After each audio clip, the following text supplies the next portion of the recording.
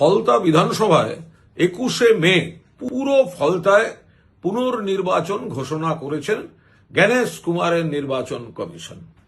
প্রশ্ন এক, যে আপনাদের বজ্র আটুনি কি তাহলে ফসকা গেরো? এত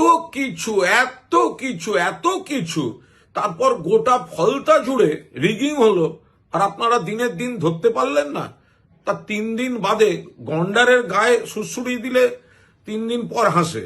তো আপনাদের কি এত রিগিং হলো যে ডে অফ ইলেকশন ধরতে পারলেন না? প্রশ্ন 2, আপনাদের মুজরো সিংহাম, তো সে তো এত ডায়ালগ, তো সে দাঁড়িয়ে রইল, আর এত রিগিং হলো, তো ওকে আগে সাসপেন্ড করুন। তাহলে ও কেন পার পেয়ে যাবে? ওর অ্যাকাউন্টেবিলিটি কি? 3, এত কোম্পানি, সেন্ট্রাল ফোর্স, সেনা, আধা সেনা, তো তারা গোটা ফলতা জুড়ে রিগিং ধরতে পারলো না।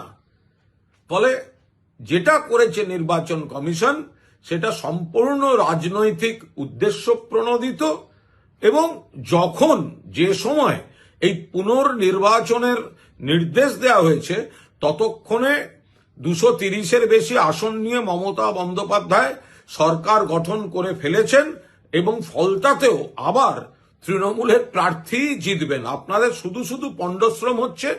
আপনারা যে কাজগুলো করলেন, এবার প্রশ্নের উত্তর আপনাদের দিতে হবে। যদি এত রিগিং হয়ে থাকে তাহলে আপনারা ভোটের দিন রিয়াক্ট করলেন না কেন? মুজরো সিংহাম কি করছিল? এত সেনা, আধা সেনা, সাঁজোয়া বাহিনী কি করছিল? ঘুম ভাঙলো 3 দিন পর, রাজনৈতিক ছক কষে। ফলে এটা প্রহসনের সিদ্ধান্ত নিলেন এই জ্ঞানেশ কুমার অ্যান্ড কোম্পানি।